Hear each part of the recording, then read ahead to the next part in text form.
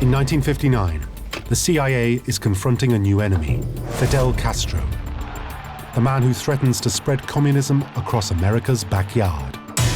The fear for the United States was that a Cuban-style revolution would explode throughout Latin America. The US President Dwight Eisenhower wants him assassinated, and the CIA is given a job. But they need someone who can break through his tight security.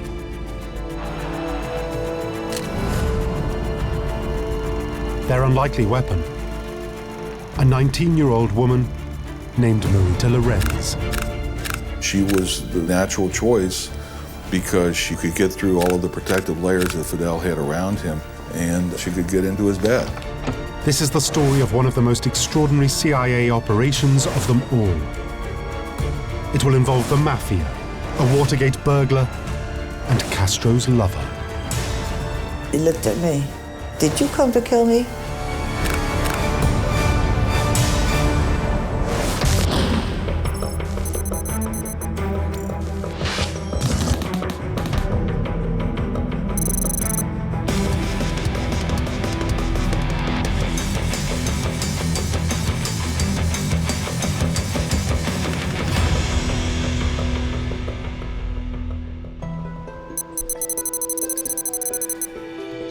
This, the most bizarre CIA assassination attempt of them all, begins with a chance encounter that took place in the port of Cuba's capital city, Havana. A 19-year-old German-American woman named Marita Lorenz is on the deck of her father's cruise liner, the MS Berlin. I was on board the ship. My father was sleeping. I saw this launch coming, and it was coming closer and closer. And then finally, they stood up and waved. And I saw that they all had guns and all wore green uniforms and had beards. The launch came up very close, and he just held on to the railing. He looked up, and I looked down. He said, "I'm coming up." And I said, "No." And he said, "Yes." And I said, "Well, who are you?" And he just looked at me and he said, "This is Comandante Fidel Castro."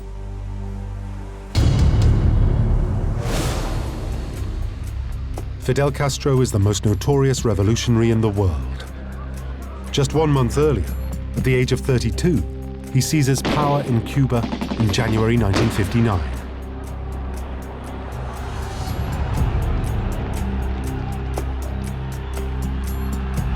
He overthrows an American-backed dictator and turns his people against the United States.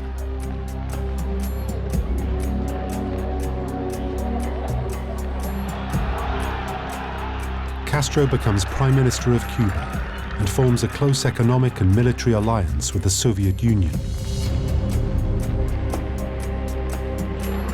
Now his friendship with the Soviets and his desire to spread his communist revolution throughout Latin America is sending shockwaves back to the United States. We didn't realize there was a threat right in the United States backyard until it was too late and Castro had seized power.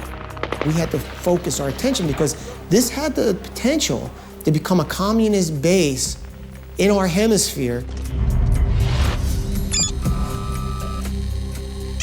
Cuba is only 90 miles away from the American coast. Cuba was so close to the United States and was potentially a place where missiles could be launched directly against the United States. I mean, what a strategic advantage Fidel had. Eisenhower recognizes that Castro is a serious emerging threat to the US that needs to be dealt with.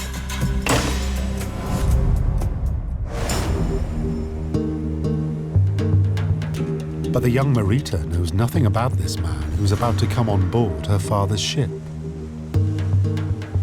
Very flirtatious, looking at my eyes, trying to size me up.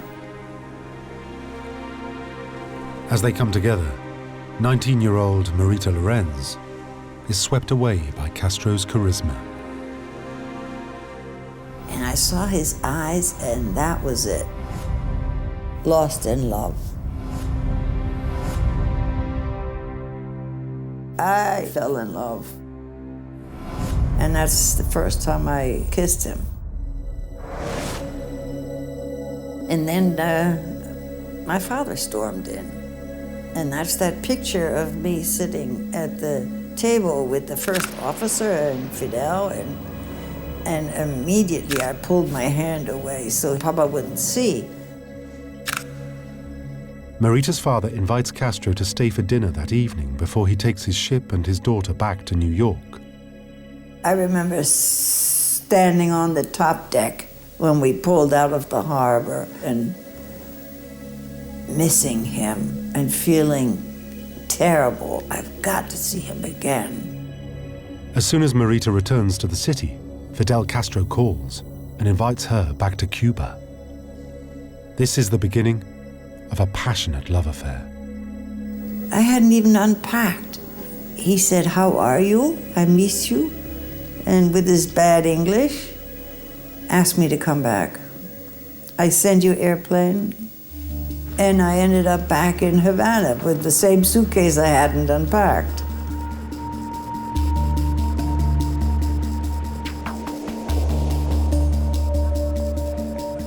A week later, Marita leaves her family's ship and moves into Castro's penthouse apartments on the 24th floor of the Havana Hilton.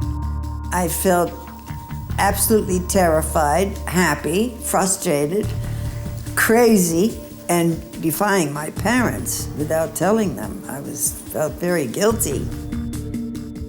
I was taken to a suite, 2408, which linked to 2406 with doors.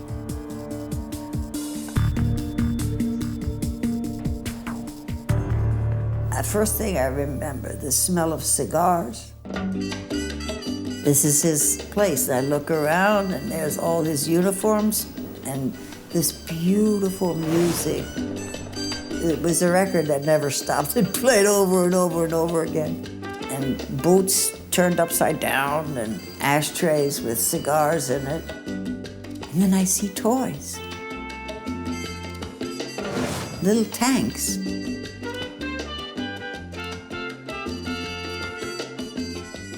And then a bazooka sticking out from under the bed. This was where Fidel was living, and that kind of scared me a little bit, but I don't have anywhere to go. Even if I tried, the whole hall was filled with bodyguards, and it was Fidel's suite. And they just said, wait, and don't go out, just wait. And I did just that. I waited and waited and waited. All of a sudden, I hear the door swing open. And he came in and picked me up and swung me around. And I miss you so much, and love talk. And that's a moment I'll never forget.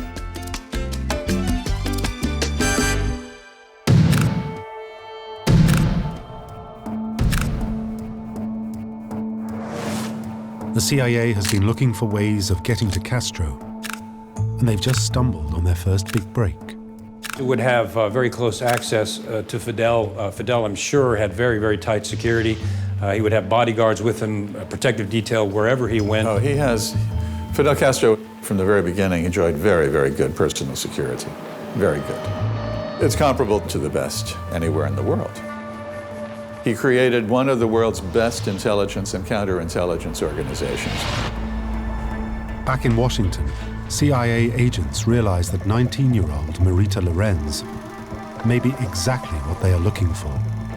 Here you have one of the prime targets by the US government and the CIA, Fidel Castro himself. So anybody that's accompanying him, around him, or anywhere connected with him is going to be known in detail by US intelligence. The CIA realizes Marita could be a valuable asset, and they are studying her every move. Marita had a romantic relationship with him. a romantic relationship would actually get her into his bedroom. So she would be able to bypass all of his security layers. She would be the ultimate recruitment target for the CIA and for the US government. No one could track him down except for this one person who was his lover.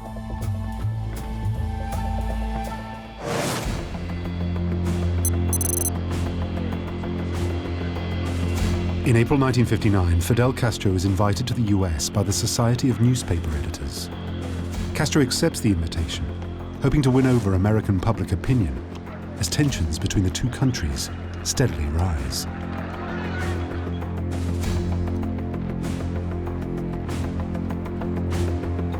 Marita accompanies him on their 11-day visit.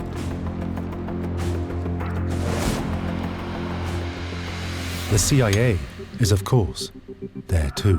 What the CIA would use is what's called the foreign agent recruitment cycle. And that cycle consists of first spotting a target, a person that has direct access to the person that you're after. The spotting could have very possibly occurred when Marita was either in Havana, or be a strong possibility it could occur when she traveled to the United States with Fidel and he met with Nixon. He came to New York in anticipation of seeing President Eisenhower. And instead, Eisenhower rejected him and pushed him off to Nixon, which absolutely infuriated Fidel. He felt very angry that he wasn't accepted with open arms as the new leader of Cuba. That would have been a prime opportunity for her to be spotted without question. He was meeting with Nixon. That was a high-level meeting, and you can be sure that U.S. intelligence was all over that visit. Then they would assess the person, their vulnerabilities, whether they were available for recruitment. Then they would develop that person, befriend them, find certain switches maybe that they could use. And then finally, they'd make the pitch, would you come over and work with us, and can we use you in our operation?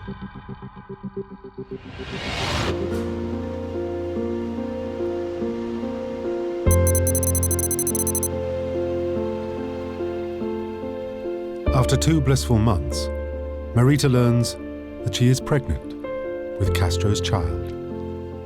I was happy to be pregnant, very happy.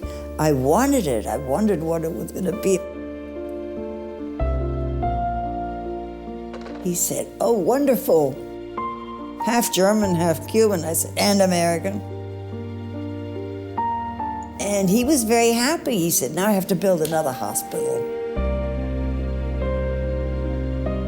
But Marita realizes there are limitations to being Fidel Castro's lover. I understood that he belonged to Cuba. He made that very clear. He belonged to everybody and to Cuba first, and to nobody but to Cuba. By now, the US is becoming increasingly concerned by Castro's popularity. Fidel Castro was a titanic figure. When he won power on New Year's Day in 1959, he had come down from the mountains of Cuba after a 2-year insurgency. He was the hero of the Cuban population. He was a young man, he was 32 years old, and there was an appeal, the beard and the costume that he cultivated very, very carefully, almost never being seen out of that guerrilla costume. He was admired in much of Latin America, especially among the youth, the university students, the nationalists, and of course, the radical left. It was just weeks after he won power, and Fidel began very stridently attacking the United States in speeches. He did this in speech after speech. He denounced the United States. If the Americans don't like what is happening in Cuba, they can land the Marines and then there will be 200,000 gringos dead. Even if the Yankee imperialists prepare a bloody drama for America, they will not succeed in crushing the people's struggles. They will only arouse universal hatred against themselves. And such a drama will also mark the death of their greedy and carnivorous system. It is the end of 1959, and US-Cuban relations are deteriorating rapidly. It looked pretty clear now that Fidel was abandoning any pretense of democracy, of fair government, of human rights. He began to support violent incursions, interventions against other Latin American leaders. He was aggressively exporting the Cuban Revolution to other countries. And the thinking in Washington was becoming much more focused on, we've got to do something about this. It is now that the US government realizes that Castro must be removed. The CIA were highly regarded in Washington in those days, and the belief was that covert action against Castro was the best instrument to use.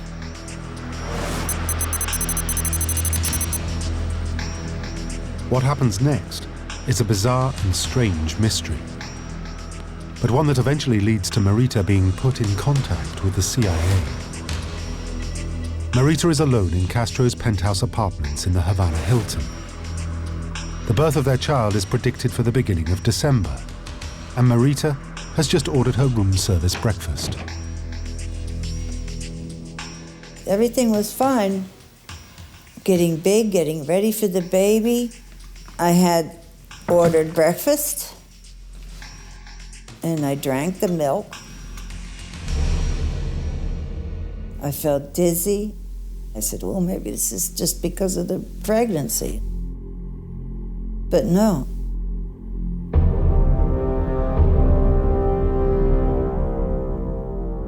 All I remember was falling backwards on the bed, and I was out. And then I woke up in a car, and I was being driven somewhere. I was like half asleep, and then I was out. Marita's memory of what happens next is very hazy. She has glimpses of events that she can only partially recall. The next thing I remember is lights, a light above me, and arguing back and forth, cursing in Spanish. They were arguing about Fidel. I don't know if they're arguing at him or with him or against him or for him or what. I couldn't make it out. And I don't know if my clothes were on or off, or somebody's moving my body back and forth. Marita is 7.5 months pregnant and senses that something shocking is happening to her baby. Terrible pain, terrible pain. But I was like half gone. I thought the baby was born. For a moment, I heard a baby cry. I had a needle in my arm, and the pain was unbearable. And I felt wet. It made me frightened, and I started to cry. And that's all I remember. And then I woke up back in my suite.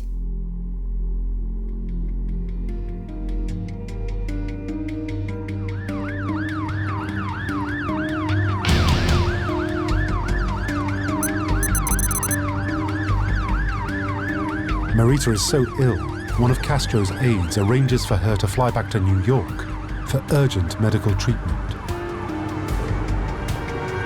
FBI agents are there as her plane touches down. The FBI met me at the airport, and I went straight to Roosevelt Hospital under FBI protection, surrounded by them. Unbeknown to Marita, this is the beginning of her involvement with the CIA plot to kill Castro. After a forced abortion, performed when she was drugged and kidnapped from Castro's residence, Marita is now suffering from blood poisoning and requires immediate surgery. And she's about to find out what has really happened to her.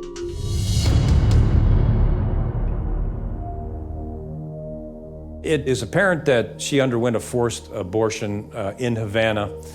And then the question would be, was that done by the Cuban government? Was that done by the US government or the CIA? And based on my knowledge of the kind of operations that happened back then, personally, I don't think the CIA would have done that. It would be my opinion perhaps that Castro himself may have been behind that. He had several lovers, and it's very possible that Marita was not the only one, and if a child was born, it could have caused him possibly some political ramifications. The CIA agents begin to use the abortion as a way to turn her against Castro. If Castro was behind this forced abortion, then that would be the ultimate development tool to use with Marita, because that would be a classic betrayal, not just by her romantic lover, but also the loss of her child caused by Fidel Castro.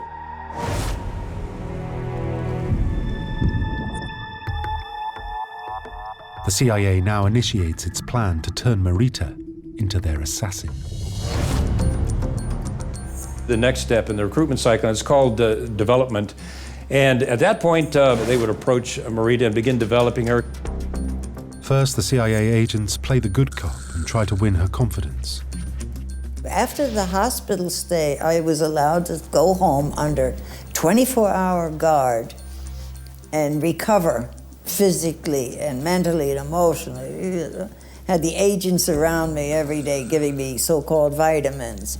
And they took turns watching me day and night and day and night. The agency would now know the vulnerabilities that Marita had after the assessment, and to develop her, they would begin appealing to those vulnerabilities. I was heartbroken. I was sad. I was lonely.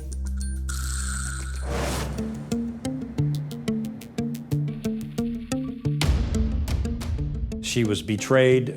She had an abortion, a child that obviously she loved and wanted to keep. She was emotionally traumatized. She wound up in a US hospital alone. So they'd begin appealing to that. They started this program of, let's get even with him. He did this to you. Let's get even with him. He didn't do anything about it, left her in the cold. So he wasn't the person that she thought he was. I was 19. I was very naive when it came to matters of politics or international foreign policy affairs or love affairs. They're going to try to convince her that the United States is the good guy and Fidel Castro is the bad guy.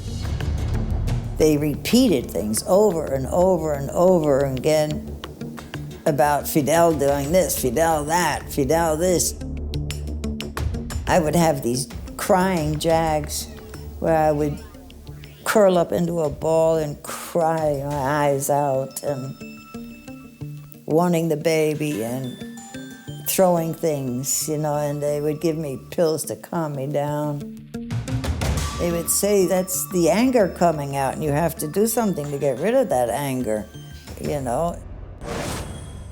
Before the CIA agents can go any further with Marita, they need to know that she has been telling them the truth about her past.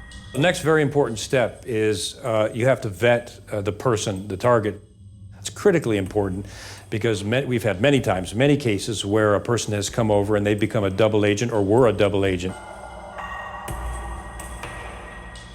So to vet, in this case, Marita, the agency would have to corroborate all the information she provided. Her trips back to Havana, all her records would be checked, her travel records, the people that knew her over there, if we had access to them, and the procedure would not proceed forward until the agency was absolutely convinced that the information she was providing was credible.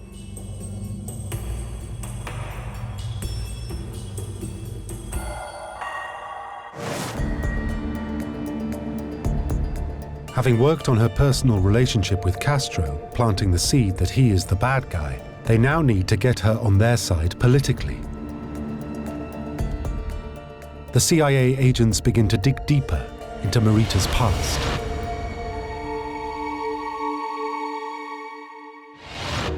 Marita tells them she was born in Germany on the 18th of August 1939.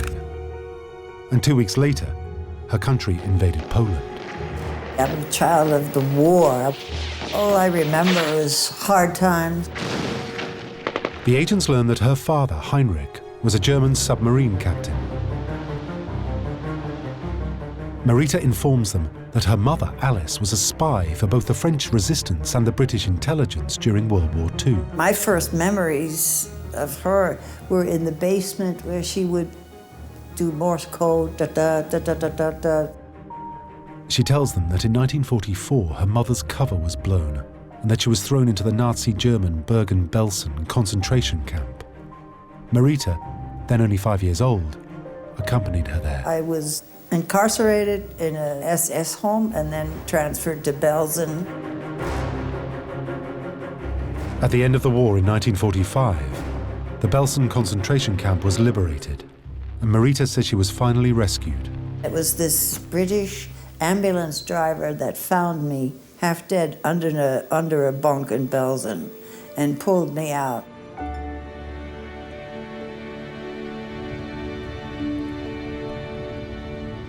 In 1950, the family moves to the United States, settling eventually in New York, and life begins to improve for Marita. The story of Marita's brutal childhood in Germany allows the CIA agents to play on her loyalty to her new country, the country that's made her happy, and the country that Castro is now threatening to destroy. Planting the seed that Castro is the bad guy in their relationship, they now broaden their approach to include his hatred of America. They'd bring out the information such as Castro was determined on invading the United States, overturning the US government. He was a bad guy. He was affiliated with the Russians. He hadn't told her any of that information. She didn't know any of that. You didn't know that? No, you're too dumb, too blind, you know? They would curse at me. They would keep me in the room. They wouldn't open the window. I wouldn't go out. They would just bring food, and I felt confined. And all they ever talked about, look, here's more proof. See, he's a commie. He's nothing but a damn commie. And you have to do something.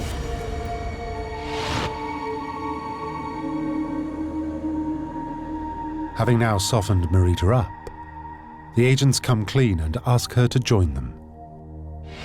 The final step in the recruitment process would be the pitch. And that's when you actually ask the person to come over and work for the CIA, US intelligence, and ultimately the US government. The CIA said to me, now you can work for us. After weeks of developing Marita, she agrees to join them. Only now do the CIA agents finally disclose the real purpose of their mission. We want you to take him out. And I said, you what? You trying to tell me to kill him? And they said, well, we don't use those words. It's just kind of neutralizing him. Look, can you just put something in his food and put him to sleep? You would never know and you would leave. I said, I can't kill him. The CIA now ramp up the horror of a world under Castro's control and try to explain to Marita that the future of the United States is at stake.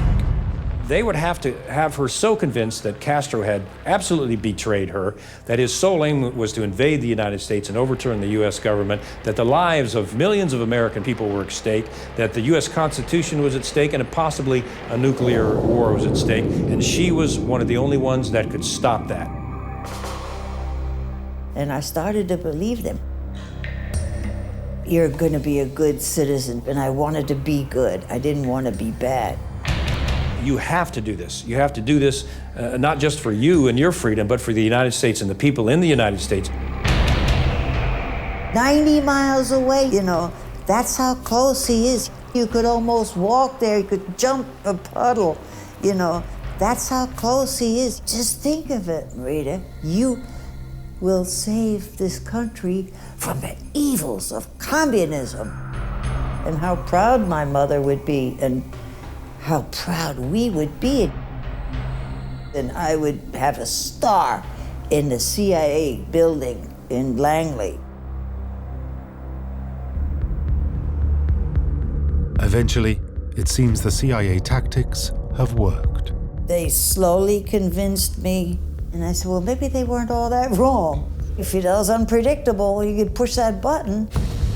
If I went ahead and just slipped him something to go to sleep, I would prevent an invasion. And then I thought, I have to go back and kill him.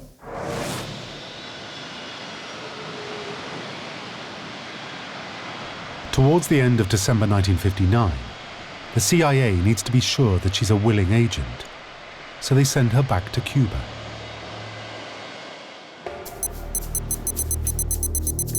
Marita enters the country as an American tourist, but her real task is to gauge how Castro will react to seeing his lover after 6 weeks recuperating in New York. They wanted me to not be absent too long from Fidel. They didn't want him to think that I had become a turncoat and working for them now. If Marita was sent by the agency back to Havana, that would be a vetting process. Obviously, if she was a double agent or if she had provided false information and went back to Havana, she would stay there. I had the keys to the suite, room 2408, and I could just walk in and walk out. And the toys are still there, the music is still there, the boots are still there, his clothes are still in the closet.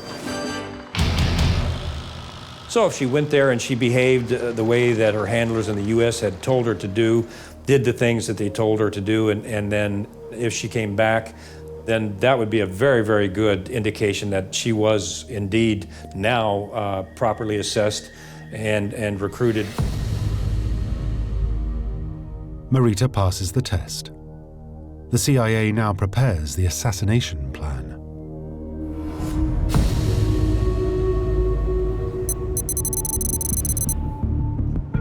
At the beginning of January 1960, the CIA instructs Marita to travel to Miami to meet a man called Frank Sturgis. A former US Marine, Sturgis fights alongside Fidel Castro in the 1950s and becomes his chief of Air Force intelligence. But when Sturgis realizes the direction Castro's revolution is heading, he changes sides, and now he's working for the CIA. Some people in the press call him a real-life James Bond, and he certainly was. He used over 30 different aliases in his career as a spy and as an assassin. I lived with Frank for a year in Miami when I was in college. He had a whole drawer full of phony IDs. I mean, some of them were from South American countries. I mean, the man was clearly, he was a man of action. He didn't just sit around and talk about his beliefs. He firmly and deeply believed in the freedoms that we have here in the United States and didn't like communism. He didn't like the total control of the individual's life and took a stand against those things and basically waged a war against Fidel Castro. When Marita Lorenz met with Frank Sturgis in January of 1960 to proceed with this plot to assassinate Fidel Castro, Frank at that point was working hand in hand with the CIA in an attempt to overthrow the Fidel Castro government. He told me that Marita was a very intelligent, beautiful, secure 19, 20-year-old woman. He was very impressed with her and in terms of her maturity for her young age. She basically was thrust onto a kind of a world stage in terms of the relationship she had with Fidel. Sturgis's job is to come up with a suitable murder weapon for Marita to use against Castro. Should it be a gun? A knife? Eventually, he decides on poison pills. To get hold of the poison, Sturgis turns to an unlikely source to obtain it. When Frank Sturgis told me the story, I said, poison, where do you come up with poison, Frank? And he looked at me and said, well, I got him from some friends. And I said, friends?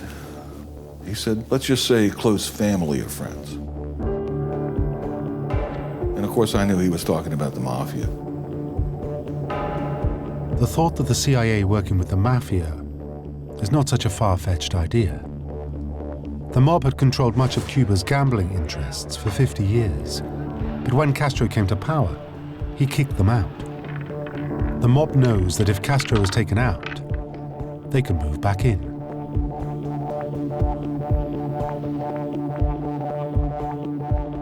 the mafia and the CIA had a community of interest in terms of getting rid of Fidel. And so I think all those things kind of gelled together in this particular plot.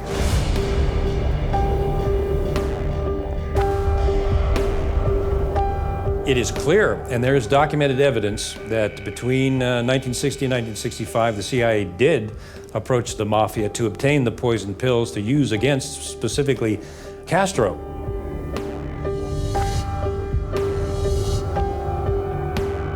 The reason that they would do that, obviously, is the mafia could get these poisons illegally, which the United States could not do, or even the CIA officers would prefer not to do.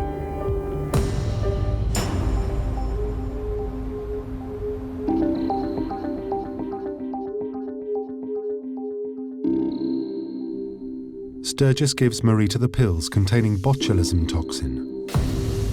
The weapon is very carefully chosen. They are not traceable.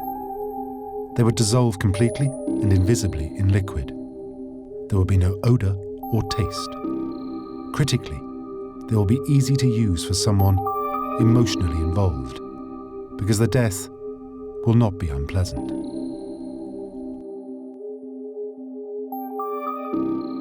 They would portray to her that, look, this is a very easy way to go. You're not going to be pulling a trigger on a gun. There's no violence in this, and it's a merciful way to do it, to use poison.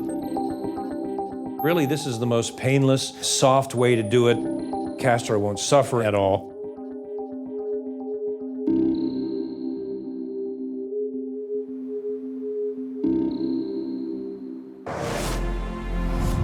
The CIA has got their agent and their murder weapon. All that is left now is to set their assassin in motion. The problem now facing the CIA is that Castro has no routine, no set pattern, which drives the agents wild with frustration. He is in Havana one minute, then across the other side of the island the next. Even his closest associates have little idea where he will be spending the night. He had no hours, he had no timing. Nobody could make an appointment with him. He was always 6 or 8 hours late. His watches meant nothing. He would come and go as he pleased and he wished. Nobody ever knew what he was going to do. He was a pretty hard target, so they would have to find out a routine, a habit, something that would occur pretty regularly so they could have things set up to occur at that time or that place. Eventually, CIA agents spot a pattern. Castro gives regular public television broadcasts to tell his people how they are all benefiting from the revolution. The CIA agents discover that whenever he is going to make a live television speech, he stays at his penthouse in the Havana Hilton.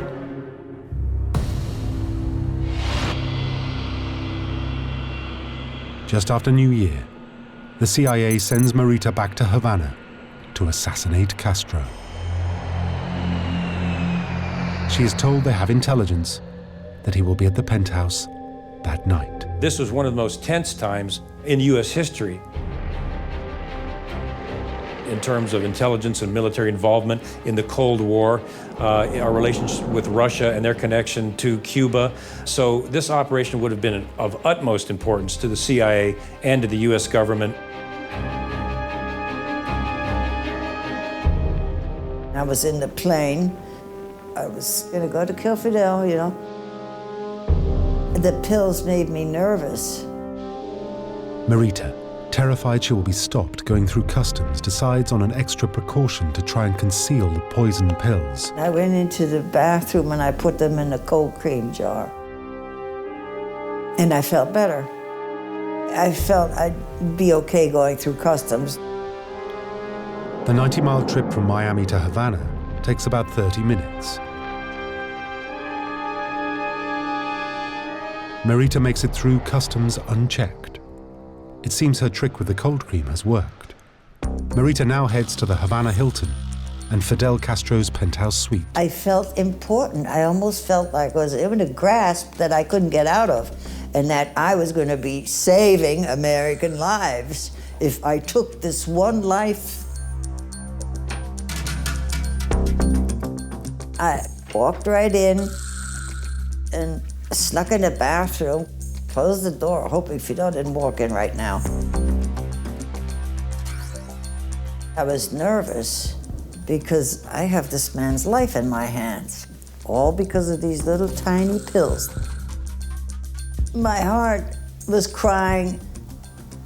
Oh God, I was absolutely scared. Marita's mission is to place the poison pills in Castro's drink to assassinate him. But they are covered in cold cream, which is sticking to the pills like glue. I tried to wipe the cold cream off the pills. Oh! I was panicking. My God, there was no way I could grasp the pills. Marita now desperately tries to abort the mission. And I just took them like that and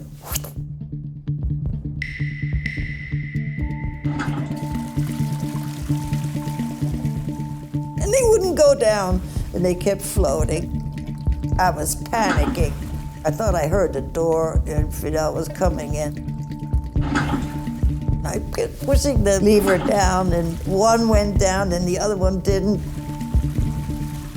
And I smelled like cold cream, and Fidel walks in.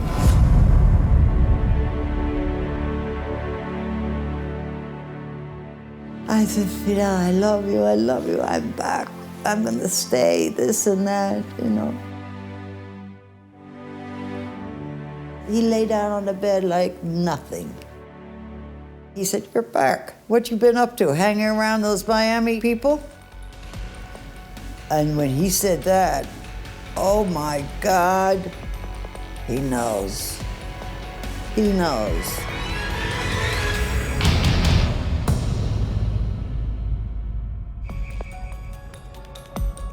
And he just looked at me and shook his head.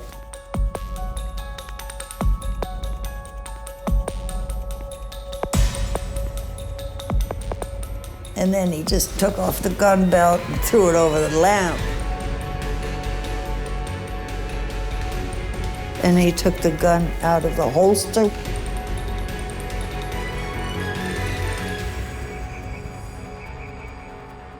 I thought that he's gonna shoot me.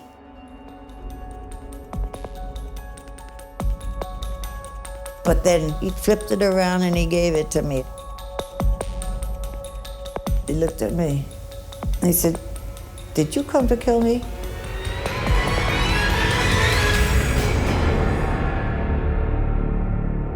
He left himself wide open, vulnerable. He turned to his side, you know, like she's got the gun in her hand, what is she gonna do? Who is she really? He was, for a split second, a little nervous. And then he just took a puff of smoke on a cigar and closed his eyes. He said, nobody can kill me. Nunca. Nobody ever can kill me. I ejected the magazine out of the gun, and then I put the gun back in the holster, and then he said, come here. And that was the end of that. I could have killed him, but I didn't kill him. I went to bed with him. He took the phone off the hook. I was so relieved about the pills. I was even afraid that my makeup case would come walking out of the bathroom. But I made love to him. And it was as beautiful as ever, but something was missing. And that was the baby. On the same evening, Marita flies back to Miami and tells the CIA she has failed to kill Castro. Frank felt that Marita lost her nerve on this particular assignment, mainly because of her feelings about Fidel. The old emotions, if you will, took over, and she just wasn't willing to take the step to actually to end his life. You know, the CIA is not always successful in what it does, and it has failed a number of times. We never know about that because it's an enclosed, secret world. So failure is something that the CIA is used to.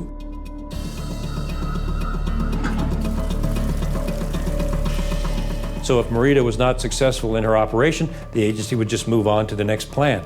That's exactly what they did. Marita's failure causes the CIA to realize they will need to continue exploring ways to get to Castro.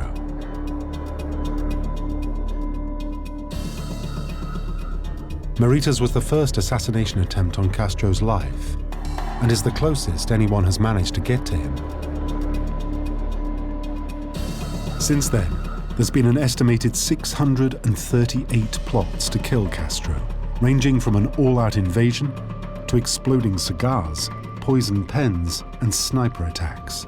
All have failed, and Castro, who steps down in 2008 as one of the longest-serving heads of state in the world, is still alive today. He's survived quite a few assassination attempts. Only a few of them were sponsored by the American government. Many others were sponsored by Cuban exiles who were violently opposed to the Castro government. Fidel survived because he created a very powerful and thoroughly ruthless machine for internal security. He was absolutely ruthless. Whenever he even had a scent of opposition, whether it was a group of Cubans somewhere on the island or some prominent individual in the Cuban leadership, even a hint of opposition was enough to result in that person's political extermination and possibly even their execution.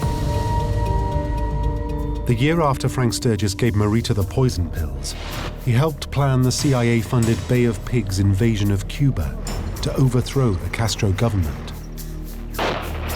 He was later arrested as one of the Watergate burglars, sent by President Richard Nixon to break into the Democratic National Headquarters in Washington. Sturgis was imprisoned for 13 months. As for Marita, she continued to work against the Castro government, and during a fundraising mission met another dictator, former president of Venezuela, Marcos Pérez Jiménez. Marita fell in love with Pérez. They had a daughter and a brief affair, and then he was imprisoned on charges of embezzling $200 million. In 2000, Marita returned to Havana in the hope of meeting with Fidel Castro again, but he refused to see her. Today, she is still living in New York.